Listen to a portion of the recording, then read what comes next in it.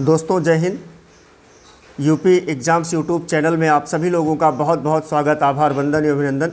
UP SSSC Ayurvedic pharmacist की ये vacancy, जिसमें हम आज आप लोगों के लिए एक नया चैप्टर लेकर के आए हैं, एक नया टॉपिक लेकर के आए हुए हैं। ये टॉपिक आप लोगों के बिल्कुल सिलेबस के अनुसार और क्या कहते हैं उससे जुड़ा हुआ है, और आप लोग इस वीडियो को ध्यानपूर्वक एक दो बार देखें, आपका तैयार हो जाएगा। तो सीधे बहुत बातचीत ना करते हुए सीधे आप लोगों को टॉपिक से जोड़ते हैं।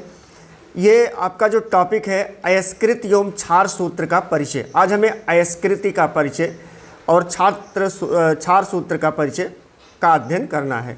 तो सबसे पहले हम आप लोगों को टॉपिक से जोड़ते हैं अयस्कृत का परिचय। मतलब यहाँ पर अयस्कृत क्या है, इसके परिचय के बारे में हम लोग जानने का प्रयास करेंगे।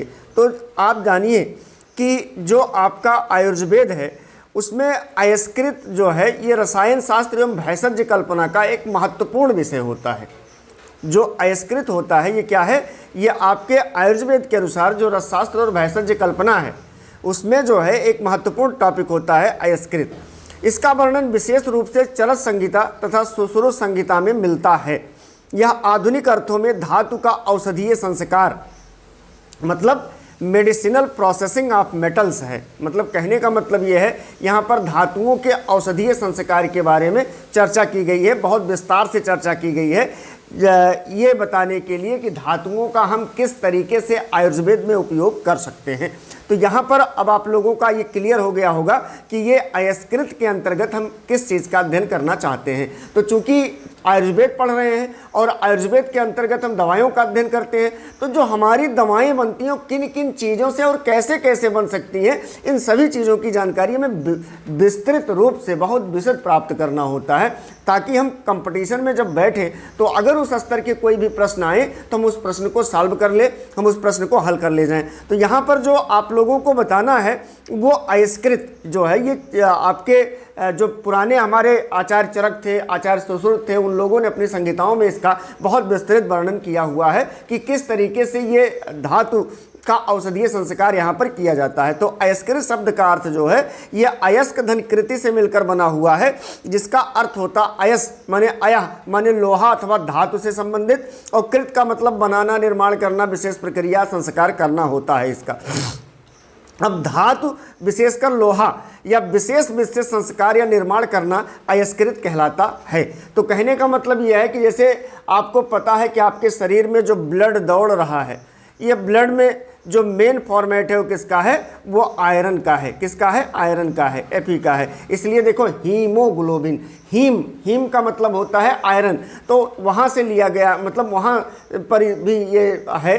तो इस तरीके से इसका आपके शरीर में बहुत बड़ा रोल होने वाला है। इसलिए हमें जो है धातु विशेषकर लोहे का विशेष संस्कार से, विशेष विधि से संस्कार या निर्माण करना, ये जो है ये अयस्कृत के अंतर्गत आता है, क्योंकि हमारे शरीर में शरीर का ये महत्वपूर्ण हिस्सा है। हमारे शरीर में जब जाएगा तो हमें तमाम रोगों से निजात दिलाएगा, हमारे शरीर को स्वस्थ रखने का काम करेगा। तो एक बार पुनः आप देखिएगा, आयस, आयस का मतलब आह का, अयह का अर्थ होता है, संस्कृत में अयह शब्द का जो मुख्य अर्थ है ये लौह, आयरन है। ये क्या होता है, ये आयरन होता है, ये लोहा होता है।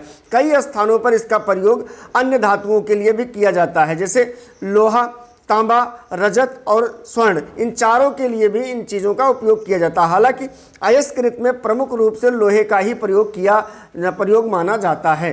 मतलब अयस्कृत में जो मुख्य प्रयोग है वो किसका है, लोहे का है। तो कृत का अर्थ होता है बनाना, निर्माण करना, विशेष प्रक्रिया करना, संस्कार करना या उपयोग योग्य बनाना।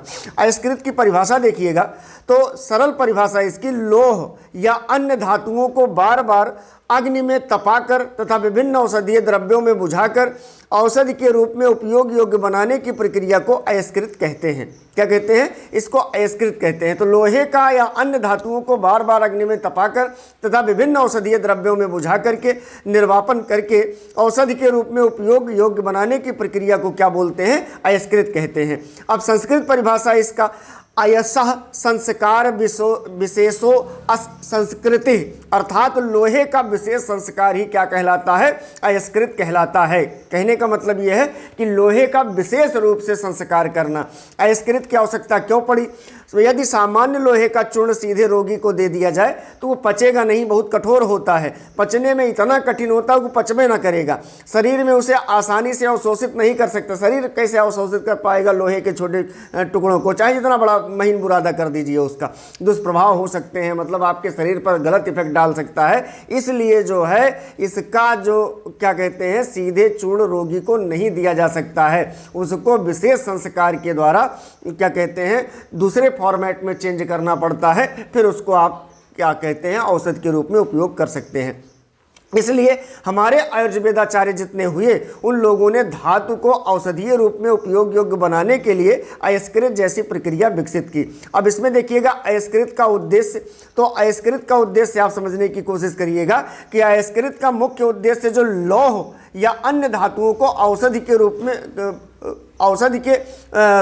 में उपयोग योग्य बनाना। कहने का मतलब यह है कि लोहा या जो अन्य धातुएं हैं जिनका हम औषधि के रूप में उपयोग करते हैं, तो वो जो औषधियाँ उनका हम किस तरीके से औषधि के रूप में चेंज करते हैं और उनका उद्देश्य क्या है कि वो हमारे जब उनको हम चेंज कर लेते हैं और हम उनको लेना शुरू करते हैं तो हमारे शरीर पर इफेक्ट कैसा डालते हैं, हमारे रोगों को समाप्त कैसे करते हैं, इन चीज़ों का। तो सामान्य धातु को सीधे सेवन नहीं कराया जाता क्योंकि वह कठोर होती है, आसानी से नहीं पचती और शरीर अच्छी तरीके से ग्रहण नहीं कर पाता है। इसलिए आयुर्वेद में अयस्कृत जैसी संस्कार प्रक्रिया अपनाई गई है। मतलब ये अयस्कृत का जो यहाँ पर काम है वो यही है कि जो भी धातु को औषधि के रूप में लेना है उसको अयस्कीकृत करके, कहने का मतलब यह है कि उसके फॉर्म उसको इतना क्या कहते हैं तोड़ देना है कि ताकि वो सुपाच्य हो जाए और उसको हमारा शरीर अच्छी तरीके से डाइजेस्ट कर ले। यही काम है इसका अयस्कृत का।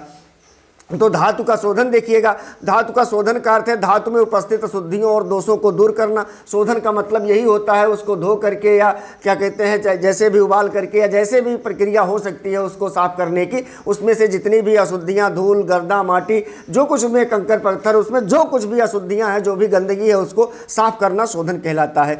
धातु में कई प्रकार की अशुद्धियाँ हो सकती हैं जैसे मिट्टी, रेत, जंग या अन्य धातु की मिलावट, निर्माण के समय लगी अशुद्धियाँ, ये सारी चीज़ों को सबसे पहले निकाल करके क्या किया जाता है उस द्रव्य को शुद्ध किया जाता है। तो अयस्कृत में धातु को बार बार तपाकर और औषधीय द्रव्यों में निर्वापित किया जाता है जिससे उसका शोधन होता है। तो अयस्क को बार बार गर्म करेंगे, गर्म करके जो है उसको निर्वापित करेंगे, मतलब उसको पानी में बुझाएंगे, तो और बुझाने से ही क्या हो जाता है धीरे धीरे उसका शोधन हो जाता है, उसकी गंदगियाँ सारी निकल जाती हैं।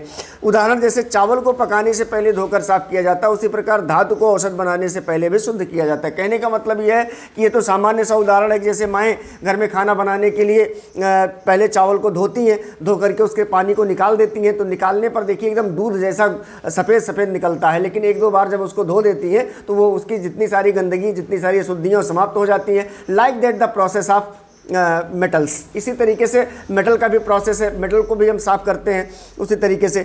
तो लाभ क्या है, धातु अधिक सुरक्षित बनती है, औषधीय उपयोग के उपयुक्त बनती है। अब धातु को मुलायम एवं भंगुर बनाना, धातु को मुलायम एवं भंगुर बनाने से क्या मतलब है कि चूंकि लोहा वगैरह बहुत कड़ा होता है तो पहले उनको कैसा बनाया जाए, मुलायम बनाया जाए। तो जिसे मुलायम क्यों बनाना आवश्यक है, सामान्य लौह बहुत कठोर होता है, यदि इसे पीसने का प्रयास करेंगे तो आसानी से चूर्ण नहीं बन सकता। बिल्कुल कहने का मतलब यह है कि लोहा भाई बहुत कठोर होता है और लोहा बहुत कठोर है तो उसको पीस करके चूर्ण बनाना आसान काम थोड़ी है, बहुत कठिन काम है और वो सुपाच्य भी नहीं होता है, वो शरीर में लाभ भी नहीं पहुंचाता, उससे हानि होने के खतरे हैं। तो सबसे पहले क्या किया जाए, बार बार तपाया जाए उसको, और तपाने और औषधीय द्रव्यों में बुझाने से उसकी आंतरिक संरचना में क्या हो जाता है, परिवर्तन हो जाता है। जब बार बार उसको गर्म करेंगे, पानी में बुझाएंगे, बार बार गर्म करेंगे, पानी में बुझाएंगे, तो वो क्या हो जाता है, उसकी जो आंतरिक संरचना होती है उसमें परिवर्तन हो जाता है, वो अपना फॉर्मेट चेंज कर देता धीरे धीरे। दूसरा भंगुर का मतलब क्या होता है? भंगुर का अर्थ ऐसा होता है कि ऐसा पदार्थ जो आसानी से छोटे छोटे टुकड़ों में टूट जाए। अयस्कृत के बाद धातु पहले की तुलना में अधिक भंगुर हो जाती है। कहने का मतलब, भंगुर का मतलब ऐसा पदार्थ जिसको पीटने पर चूर चूर टूट जाए, उसी को कहते हैं भंगुर। तो यहाँ पर ऐसा पदार्थ जो आसानी से छोटे छोटे टुकड़ों में क्या हो जाए, विभक्त हो जाए, बंट जाए, तो अयस्कृत के बाद धातु पहले की तुलना में अधिक भंगुर हो जाती है, पीटने पर वो चूर चूर हो जाती है, टूट जाती है। तो ये इसको भंगुर कहते हैं। जैसे कांच भंगुर होता है। कांच भंगुर होने का मतलब उस पर हथौड़ी मारिए, देखो बहुत छोटे छोटे टुकड़ों में विभक्त हो जाता है, आसानी से टूट जाता है। जैसे रबर भंगुर नहीं होता है, रबर को आप हथौड़ी मारोगे तो उछलेगा, वो टूटेगा नहीं, वो फैलेगा, तो वो टूट नहीं सकता, इसलिए रबर भंगुर नहीं होता, इसलिए आसानी से नहीं टूटता है।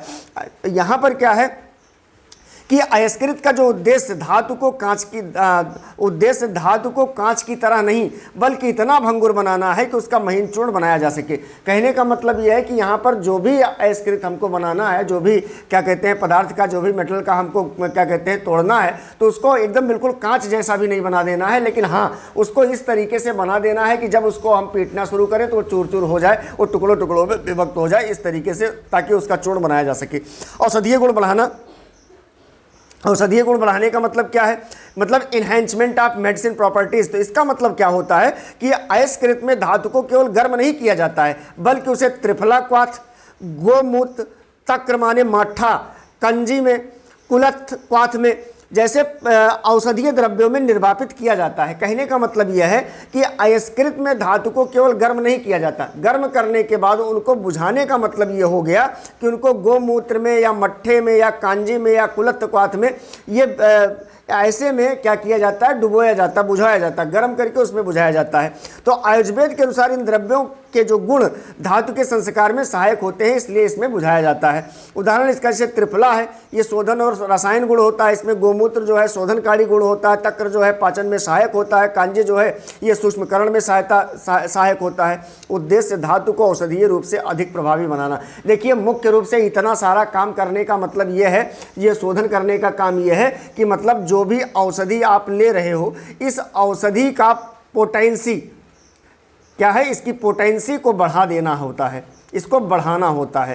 तो बढ़ाने के लिए क्या होता है, उसको मतलब क्या कहते हैं, उसको शुद्ध करना है, उसको भंगुर करना है, तभी तो उसका चूर्ण बना पाएंगे आप। तो ये सारी प्रक्रियाओं से गुजारना पड़ता है, जिसमें चाहे मट्ठा हो, चाहे कंजी हो, और क्या कहते हैं चाहे कुलथ क्वाथ हो, इन सभी चीज़ों में उसको क्या कहते हैं डुबो करके उसकी पोटेंसी को और ज़्यादा मेंटेन किया जाता है और ज़्यादा बढ़ाया जाता है। शरीर में अवशोषण बनाना माने इंक्रीज बायो एवेबिलिटी। तो ये जो आपका इंक्रीज बायो एवेबिलिटी होता है, इसका मतलब क्या होता है, इसको समझिएगा। अवशोषण क्या है, ठीक है? तो अवशोषण क्या है इसको देखिए। जब कोई औषधि पेट और आंतों से शरीर में प्रवेश करती है तो उसे अवशोषण कहते हैं। जब कोई औषधि पेट और आंतों से शरीर में प्रवेश करती है तो उसको क्या बोला जाता है, अवशोषण कहा जाता है। यदि औषधि का अवशोषण अच्छा होगा तो उसका प्रभाव भी अच्छा होगा। क्या कहते हैं, यदि औषध का मतलब जो भी औषधि आप ले रहे हो जिसका एब्जॉर्प्शन अच्छा हो गया, क्या हो गया, एब्जॉर्प्शन जिसका अच्छा हो गया, मतलब आपकी बॉडी ने जिस चीज़ का अच्छा अवशोषण कर लिया, वो ज़्यादा प्रभावी आपके शरीर में लगेगा। क्योंकि जितना बढ़िया आपका शरीर जिस चीज़ को डाइजेस्ट कर देगा, अवशोषित कर लेगा, उतने ज़्यादा वो आपके शरीर में लगेगा और आपको उस संबंधी जो प्रॉब्लम्स हैं उसको दूर करने में महत्वपूर्ण भूमिका निभाएगा और जल्दी से आपको ठीक कर देगा। ये इसका कार्य होता है। अयस्कृत में इसका महत्व आप देखिएगा तो सामान्य लौह कठोर और बड़े कणों वाला होता है। अयस्कृत के बाद क्या होता है, धातु सूक्ष्म हो जाती है, अधिक सूक्ष्म हो जाती है, आगे भस्म निर्माण की सुविधा आसान हो जाती है, औषधीय रूप से शरीर द्वारा ग्रहण करने की क्षमता बेहतर मानी जाती है। उदाहरण इसका जैसे चीनी का पाउडर बड़े दाने वाली चीनी की तुलना में पानी में जल्दी घुल जाता है। हाँ, ये बात आप लोग समझ रहे होंगे कि जैसे चीनी को अभी अब बड़ा कण है तो देर में घुलेगा और अगर छोटा कण है तो पानी में जल्दी से घुल जाता है। इसी प्रकार सूक्ष्म रूप से संसाधित धातु शरीर के लिए अधिक उपयोगी मानी जाती है। अब विषाक्तता कम करना मतलब जो भी टॉक्सिसिटी है उसमें, जो भी उसमें क्या कहते हैं गंदगी है, जो भी उसमें जहर है, जो भी उसमें अशुद्धि है, यदि कोई पदार्थ शरीर को हानि पहुंचाए तो उसे विषाक्त कहा जाता है। असंस्कारित धातु सीधे उपयोग सुरक्षित नहीं माना जाता है, इसलिए उसको क्या किया जाता है, उसकी विषाक्तता को दूर किया जाता है। मतलब जो उसमें टॉक्सिन्स हैं, जो उसमें जहर है, जो उसमें गंदगी है, उसको बाहर निकालने का पूर्ण यत्न किया जाता है। जितनी बार हो सकता है उतनी बार क्या कहते हैं उसको शोधित करके और उसकी सारी सारी गंदगियों को उसमें से निकाल दिया जाता है ताकि टॉक्सिन उसमें ना रह जाए और जब वो शरीर में जाए तो केवल फायदा पहुंचाए, नुकसान की गुंजाइश न रहे। अयस्कृत जैसे कैसे मदद करती है? धातु का शोधन करती है, अशुद्धियां कम करती है, धातु को औषधीय उपयोग के लिए सुरक्षित बनाती है। उद्देश्य इसका क्या है? धातु का उपयोग हर प्रकार करना कि उसका लाभ मिले और दुष्प्रभाव कम हो जाए। तो ध्यान दें, आयुर्वेद में हम माना जाता है कि उचित शोधन और संस्कार के बिना धातुओं का उपयोग नहीं करना चाहिए। भस्म निर्माण के लिए धातु को तैयार करना, भस्म निर्माण के लिए धातु को तैयार करने से क्या मतलब है? भस्म क्या है? भस्म धातु या खनिज का विशेष आयुर्वेदिक रूप होता है।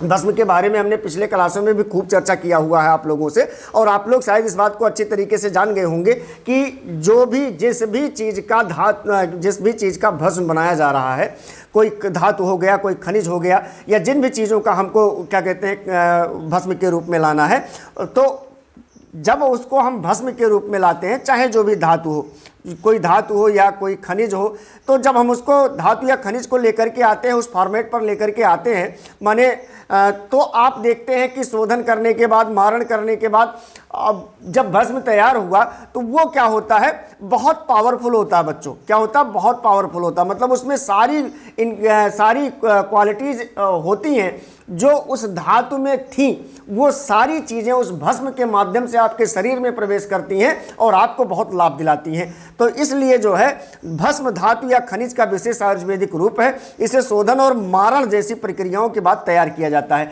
मतलब प्रक्रिया कठिन तो है, लेकिन जब एक बार तैयार हो जाता है ये, तो ये रोगी को बहुत बढ़िया से काम करता है। अयस्कृत क्यों आवश्यक है?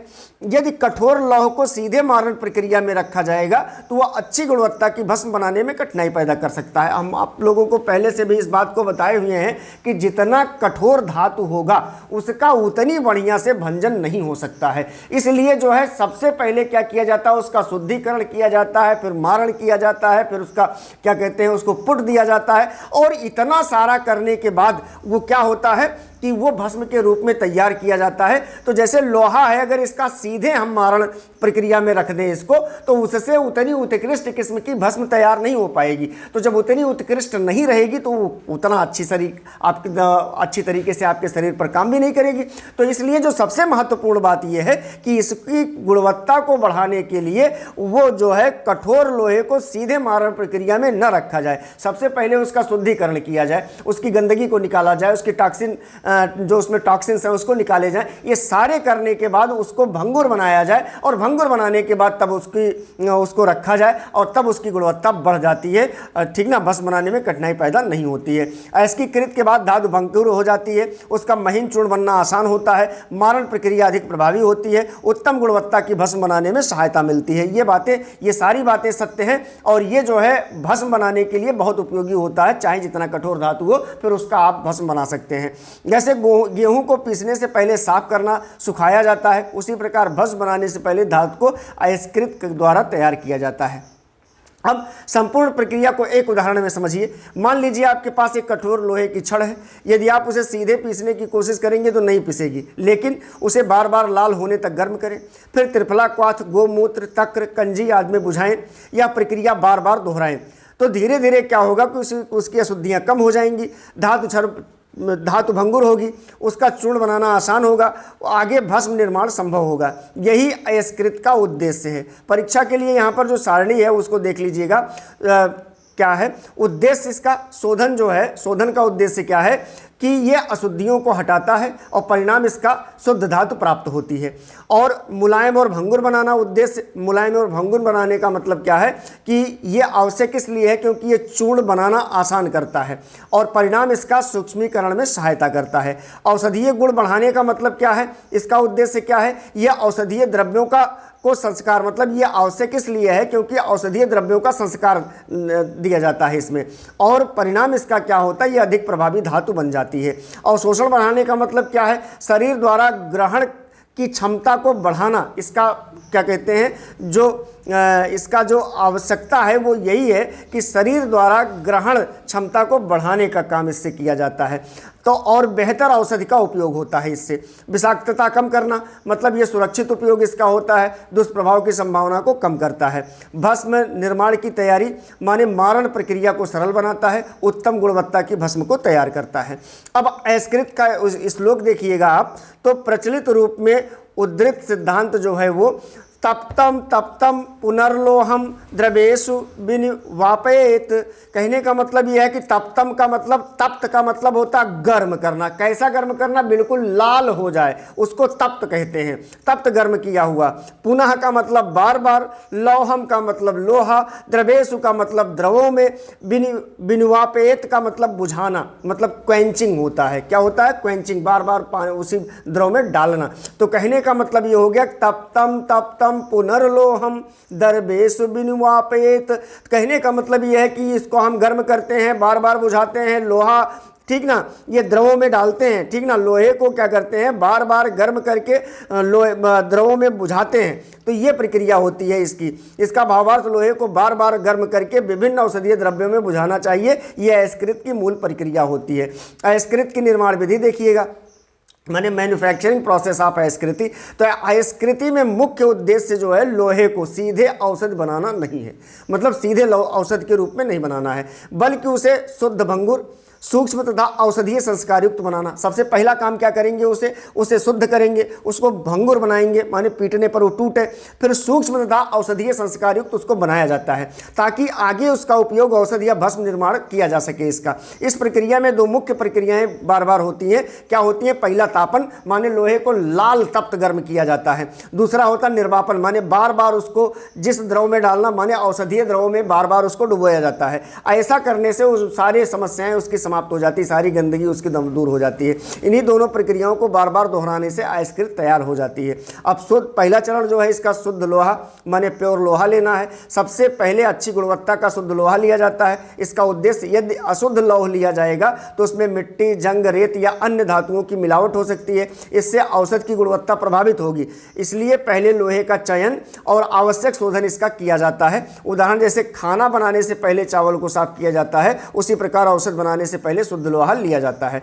दूसरे में क्या करते हैं? इसको लोहे को भट्टी में लाल होने तक तपाना। कहने का मतलब यह है कि अब लोहे को भट्टी में रखा जाए और उसे तब तक गर्म किया जाए जब तक वो रेड हॉट ना हो जाए, मतलब जब तक वो लाल ना हो जाए, रक्त तप्त ना हो जाए। उसको रेड हॉट को बोलते हैं रक्त तप्त, ठीक ना, ये आपके रसायन विज्ञान की भाषा है। रक्त तप्त माने एकदम बिल्कुल लाल हो जाए लोहा, आपको उसको रेड हॉट बोलते हैं। जब लोहा अत्यधिक गर्म हो जाता है तो उसकी कठोरता कम होने लगती है, धातु फैलती है, अंदर की संरचना में परिवर्तन शुरू होता है, आगे होने वाले निर्वापन के लिए तैयार हो जाता है वो लोहा। आधुनिक विज्ञान में इसे हीट ट्रीटमेंट कहते हैं।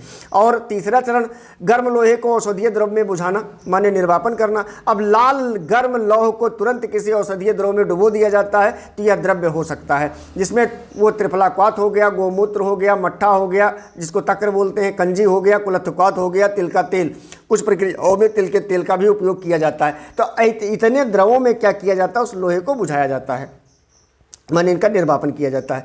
तो निर्वापन का अर्थ क्या है? गर्म धातु को किसी द्रव में डालकर तुरंत ठंडा करना, मतलब जैसे एकदम खूब रक्त तप्त लाल है और उठा करके उसी औषधीय द्रव में उसको डाल दिया गया, तो जब डाल दिया जाता है तो वो धीरे धीरे उसकी अशुद्धियाँ समाप्त हो जाती हैं। इससे क्या होता है? धातु अचानक ठंडी हो जाती है, इसकी सतह पर सूक्ष्म परिवर्तन होते हैं, वह पहले की अपेक्षा अधिक भंगुर बनने लगती है। औषधीय द्रव के गुण धातु के संस्कार में सहायक माने जाते हैं, ये भी सही बात है। जैसे लाल गर्म लोहे को पानी में डालने पर उसमें परिवर्तन होता है, उसी प्रकार आयुर्वेद में औषधीय द्रव्यों में निर्वापन किया जाता है इसका। अब चौथा चरण इसका क्या है? पुनः तपाना। इसको दोबारा फिर लाल करते हैं। निर्वापन के बाद लौह को फिर से भट्टी में रखा जाता है, उसे दोबारा लाल होने तक गर्म किया जाता है। ऐसा क्यों? क्योंकि बार बार गर्म करने और बुझाने से पूरा परिवर्तन नहीं होता, बार बार तापन करने से परिवर्तन होता है। तो धातु की जो आंतरिक संरचना में परिवर्तन होता है, इससे धातु के आंतरिक संरचना में परिवर्तन होने लगता है, कठोरता धीरे धीरे कम होने लगती है और संस्कार, आगे के संस्कार प्रभावी बनने लगते हैं। दूसरे औषधीय द्रव में पुनः निर्वापन का मतलब क्या है? अब दूसरी बार गर्म किए गए लोहे को किसी दूसरी औषधीय द्रव में बुझाया जाता है, जैसे पहले गोमूत्र में, फिर माठा में, फिर कांजी में, फिर कुलथक्वाथ में, फिर त्रिफलाक्वाथ में इसको क्या किया जाता है? बुझाया जाता है। क्रम ग्रंथ और परंपरा के अनुसार बदल सकता है इसका। हाँ, ये भी हो सकता है, आगे पीछे हो सकता है, कोई बात नहीं है। ऐसा क्यों? हर द्रव्य के अलग अलग गुण होते हैं। तो जैसे गोमूत्र में शोधन, तक्र में मृदीकरण, कांजी में सूक्ष्मीकरण में सहायता, कुलत्थ क्वाथ में कठोरता कम करने में सहायक, और त्रिफला क्वाथ जो है औषधीय गुणों का संस्कार कहा जाता है। मतलब गोमूत्र से हम उस धातु को शुद्ध कर लेते हैं।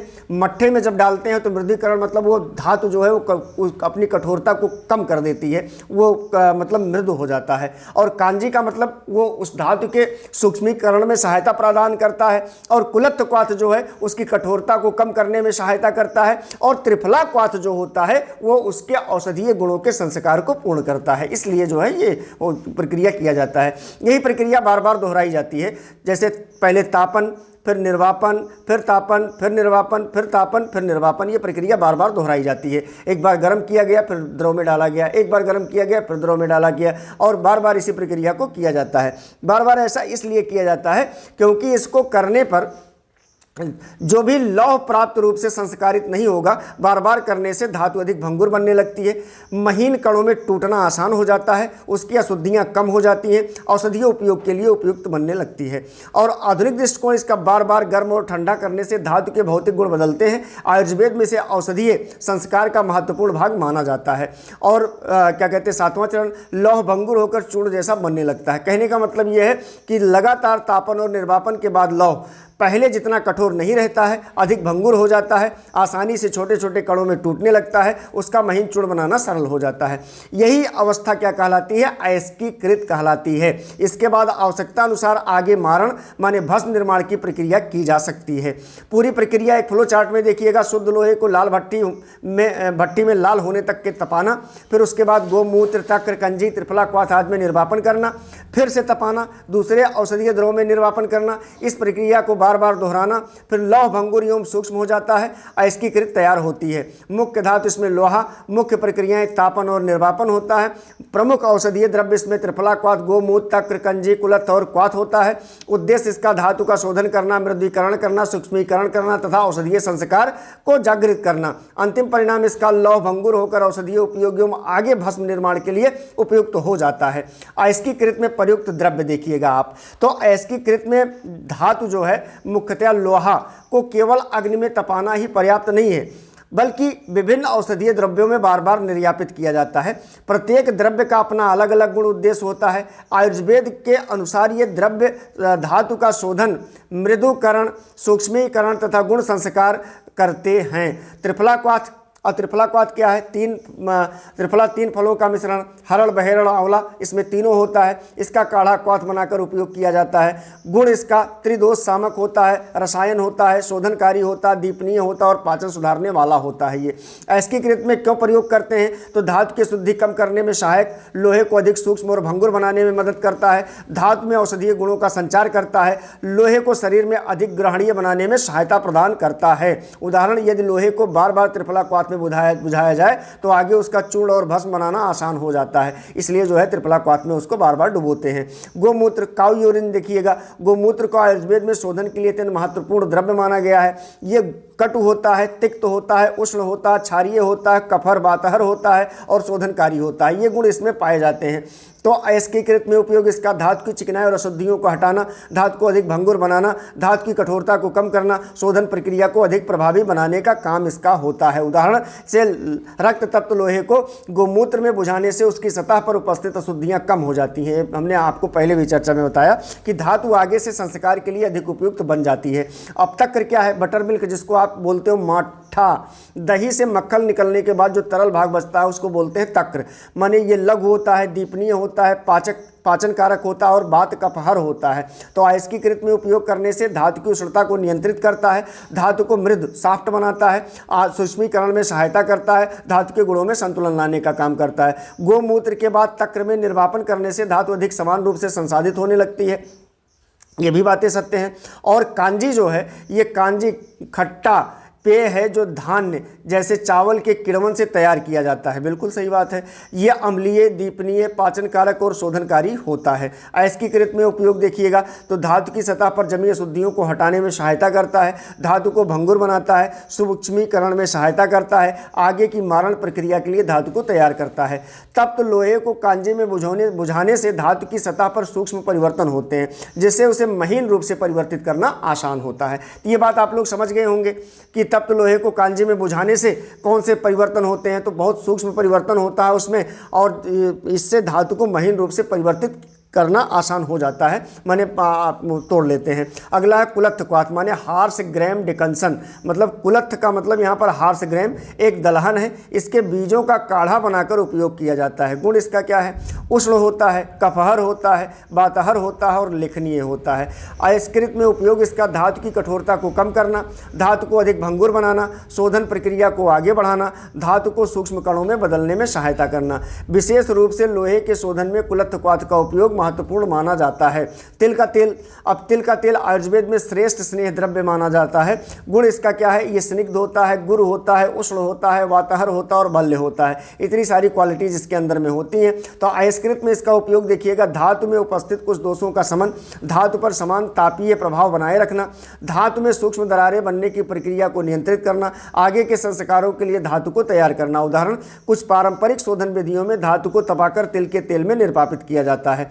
तो इसका अन्य औषधीय क्वाथ देखिएगा, अयस्कृत में आवश्यकता अनुसार विभिन्न औषधियों के क्वाथ को उपयोग में लाए जाते हैं, जैसे दशमूल क्वाथ, नीम क्वाथ, निर्गुंडी क्वाथ, त्रिकुट युक्त क्वाथ और गुडूची क्वाथ। ये इतने प्रकार के क्वाथ होते हैं जिसमें उसको डुबोया जाता है। और रोगानुसार औषधीय गुण प्रदान करना, धातु में विशेष संस्कार करना, धातु को अधिक प्रभावी बनाना, अंतिम औषध की चिकित्सीय क्षमता बढ़ाना। अब देखिएगा, जैसे त्रिफला क्वाथ है, मुख्य गुण शोधन और रसायन का काम, अयस्कृत में उद्देश्य धातु शुद्ध करना और सूक्ष्मीकरण करना। गोमूत्र है, क्षारीय और शोधनकारी होता है, तो यह शुद्धियाँ हटाने का काम करता है, कठोरता कम करता है। तक्र जो है ये दीपनीय और वातहर का पहर होता है, ये धातु को मृद बनाने का काम करता है। कांजे जो है इसमें अम्लीय गुण और किण्वित होता है, तो ये भंगुरता बढ़ाने का काम करता है, सूक्ष्मीकरण करता है। कुलत्थ क्वाथ है, ये लेखनीय और उष्ण होता है, ये कठोरता कम करना और शोधन का काम करता है। तिल का तेल ये स्निग्ध और वातहर है, ये तापीय संतुलन और दोष शमन को नियंत्रित करता है। अन्य औषधीय क्वाथ जो है यह औषधि अनुसार विशेष गुणों का संस्कार कहा जाता है इसको। अयस्कृत कैसे काम करती है, तो आप देखिएगा, मान लीजिए आपके पास एक कठोर लोहे की छड़ है, यदि बार बार उसको गर्म करके अलग अलग औषधीय द्रव्यों में डुबोया जाता है तो उसकी कठोरता कम होती है, सूक्ष्म दरारें बनती हैं, अधिक भंगुर हो जाती है, इसका महीन चूर्ण बनाना आसान हो जाता है, औषधीय गुण का संचार होता है। इसी सिद्धांत पर अयस्कृत आधारित है। अयस्कृत के उदाहरण लाभ एवं चिकित्सीय उपयोग विस्तार से देखिएगा। अयस्कृत के उदाहरण, अयस्कृत का उपयोग मुख्य रूप से लोहे पर किया जाता है, लेकिन कुछ ग्रंथों में अन्य धातुओं पर भी इसका उल्लेख मिलता है। अयस्कृत लोहा देखिएगा, यह अयस्कृत का सबसे महत्वपूर्ण और सबसे अधिक उपयोग होने वाला प्रकार है। परिचय इसका, इसमें शुद्ध लौह को बार बार अग्नि में तपाकर विभिन्न औषधीय द्रव्यों त्रिफला क्वाथ, गोमूत्र, तक्र, कंजी, कुलत्थ क्वाथ आदि में निर्वापित किया जाता है। लोहे को शुद्ध करना, कठोरता कम करना, भंगुर बनाना, औषधीय गुण प्रदान करना, आगे भस्म निर्माण के योग्य बनाना। उपयोग इसका पांडु रोग, रक्त अल्पता, लोहे की कमी और कमजोरी को दूर करने का काम करता है। मंडूर अयस्कृत क्या है? मंडूर पुराने लोहे पर लंबे समय तक जंग लगने से बनने वाला लौह क्षार, इसको आयरन ऑक्साइड रिच रस्ट माना जाता है। इसका आयुर्वेद में औषधीय महत्व है। परिचय इसका, मंडूर को भी विशेष संस्कार देकर औषधीय उपयोग योग्य बनाया जाता है। उद्देश्य इसका अशुद्धि को हटाना, औषधीय गुण बढ़ाना, पाचन एवं अवशोषण में सुधार करना।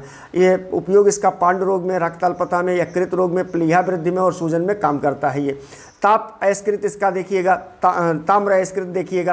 कुछ आयुर्वेदिक ग्रंथों में ताम्र पर भी अयस्कृत जैसी प्रक्रियाओं का उल्लेख मिलता है। ताम्र की अशुद्धियाँ दूर करना, विषाक्तता कम करना, औषधीय उपयोग के योग्य बनाना। इसका परंपरागत रूप से देखिएगा, यकृत विकार, कफजन्य और कृमि रोगों में ये बहुत काम करता है। ध्यान दें, परीक्षा की दृष्टि से लौह अयस्कृत सबसे महत्वपूर्ण मानी जाती है। अयस्कृत के लाभ देखिएगा, तो ये धातु सुपाच्य बनाती है, मतलब सामान्य लौह कठोर होता है, इसे शरीर आसानी से पचा या उपयोग नहीं कर पाता है, तो अयस्कृत के बाद धातु अधिक सूक्ष्म हो जाती है, पाचन में सहायता मिलता है, औषधीय उपयोग अधिक प्रभावी बनता है। शरीर में अवशोषण, अयस्कृत से धातु का रूप ऐसा बनता है कि शरीर पहले की तुलना में उसे आसानी से ग्रहण कर सके और पचा सके। उदाहरण, जैसे यदि कोई व्यक्ति लोहे की कमी से त्रस्त है तो संस्कारित लोहे का लाभ सामान्य लौह की अपेक्षा अधिक माना जाता है। विषाक्तता कम करना, असंस्कारित धातु सीधे उपयोग सुरक्षित नहीं माना जाता। अयस्कृत द्वारा अशुद्धियाँ कम होती हैं, धातु अधिक सुरक्षित बनती है, दुष्प्रभाव की संभावना घटती है।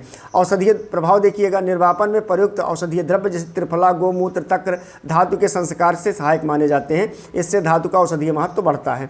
भस्म निर्माण के लिए उपयुक्त बनती हैं, मतलब अधिक भंगुर हो जाती हैं। महीन चूर्ण बनाना आसान हो जाता है। आगे मारण भस्म की प्रक्रिया सरल हो जाती है। इसमें अयस्कीकृत को भस्म निर्माण की महत्वपूर्ण प्रारंभिक प्रक्रिया माना जाता है। अयस्कृत लौह के चिकित्सीय उपयोग देखिएगा। पांडु रोग में, पांडु रोग क्या है? आयुर्वेद में पांडु रोग वह अवस्था जिसे शरीर का रंग पीला पड़ जाता है। आधुनिक चिकित्सा में इसे एनीमिया से जोड़ा गया है। लक्षण इसका त्वचा पीली पड़ना, थकान, कमजोरी, चक्कर आना, सांस फूलना, ये सब पांडु रोग के उदाहरण हैं। अयस्कृत का उपयोग संस्कारित लौह रक्त धातु के पोषण में सहायक माना जाता है और पांडु के उपचार में उपयोगी माना जाता है। रक्त अल्पता देखिएगा, जब शरीर में हीमोग्लोबिन या लाल रक्त कोशिकाओं की कमी हो जाती है तो उसे रक्त अल्पता कहते हैं। ये लक्षण इसका कमजोरी, चक्कर, थकान, ध्यान की कमी। उपयोग इसका अयस्कृत लौह तत्व की पूर्ति में सहायक माना जाता है, इसलिए इसका उपयोग पारंपरिक रूप से रक्त अल्पता में किया जाता है। कमजोरी, लंबी बीमारी, कुपोषण, रक्त की कमी से होने वाली कमजोरी में अयस्कृत लौह का उपयोग बलवर्धक औषधियों के साथ किया जाता है। लाभ इसका शरीर में शक्ति बढ़ाना, कार्य क्षमता में सुधार करना, थकान कम करना। यकृत विकार देखिएगा, यकृत का कार्य भोजन का पाचन, रक्त निर्माण का एवं पोषण, विषैले पदार्थों का निष्कासन। आयुर्वेद में यकृत को रक्त धातु से संबंधित महत्वपूर्ण अंग माना गया है। यकृत की कार्य क्षमता कमजोर होने पर चिकित्सक रोगानुसार अयस्कृत लौह युक्त योगों का उपयोग कर सकते हैं। प्लीहा वृद्धि, अगर किसी आदमी का स्प्लीन बढ़ गया है, प्लीहा ये शरीर का महत्वपूर्ण अंग है जो रक्त से संबंधित कार्य करता है, तो प्लीहा वृद्धि, जब प्लीहा का आकार बढ़ जाता है तो इसे प्लीहा वृद्धि कहते हैं। लक्षण पेट के बाईं ओर भारीपन, भूख कम लगना, कमजोरी होना। उपयोग आयुर्वेद में प्लीहा विकारों में लौह युक्त औषधियों का उल्लेख मिलता है जिनमें अयस्कृत लौह का भी उपयोग किया जाता है। लौह की कमी, अगर शरीर में लौह की कमी हो जाती है तो पौष्टिक भोजन की कमी, रक्तस्राव, गर्भावस्था, लंबे समय तक बीमारी। लक्षण इसका थकान, चक्कर, त्वचा का पीला पड़ना, बाल झड़ना और नाखून कमजोर होना। उपयोग अयस्कृत लौह तत्व की पूर्ति के लिए पारंपरिक आयुर्वेदिक चिकित्सा में प्रयुक्त होता है। उदाहरण के लिए सारांश देखिएगा, सबसे प्रमुख अयस्कृत लौह अयस्कृत अन्य उदाहरण मंडूर अयस्कृत, ताम्र अयस्कृत, कुछ ग्रंथों में इनका भी वर्णन है। मुख्य लाभ इसका शोधन, सुपाच्यता, अवशोषण, विषाक्तता की कमी, भस्म निर्माण में सहायता प्रदान करना। मुख्य रोग ये पांडु रोग, रक्त अल्पता, लोहे की कमी, कमजोरी, यकृत विकार और प्लीहा वृद्धि में ये काम करते हैं। अब लौह को संस्कारित करो, सुपाच्य बनाओ, शरीर में अवशोषण बढ़ाओ, रक्त बढ़ाओ, पांडु और रक्त अल्पता में लाभ पहुँचाओ। ये आपका ट्रिक है, इसको ऐसे याद कर लीजिए, ये आपके काम देगा। महत्वपूर्ण उपयोग, आयुर्वेद में अयस्कृत लौह का उपयोग हमेशा योग्य आयुर्वेदिक चिकित्सक की सलाह के अनुसार किया जाता है। आधुनिक चिकित्सा में एनीमिया या आयरन की कमी या उपचार रोग के कारण जैसे हीमोग्लोबिन और चिकित्सीय मूल्यांकन के आधार पर किया जाता है। आधुनिक विज्ञान से संबंध यहाँ पर देखिएगा, आधुनिक दृष्टया अयस्कृत में हीट ट्रीटमेंट, तपन और क्वेंचिंग जैसी धातु प्रसंस्करण तकनीकों का उपयोग होता है, जिससे धातु के गुण, भौतिक गुण बदलते हैं और वह आगे औषधीय प्रसंस्करण जैसे भस्म निर्माण के लिए उपयुक्त बन जाती है। तो ये हमारा जो UPSSC आयुर्वेदिक फार्मासिस्ट का बैच है बच्चों, इसमें आप हमारे टेलीग्राम चैनल पर जुड़ करके यहाँ पर वीडियो, PDF, क्विज, इन सभी चीज़ों को ज्वाइन कर सकते हैं। रुपया 999 लगा करके आप हमारे साथ सीधे जुड़ करके अपना भविष्य उज्जवल बना सकते हैं। अत्यधिक जानकारी के लिए आप हमारे पंपलेट पर दिए गए नंबर को कॉल करके हमसे सीधे बात कर सकते हैं और आप सारे समस्याओं का निवारण कर सकते हैं। आपका कल्याण हो। Thank you.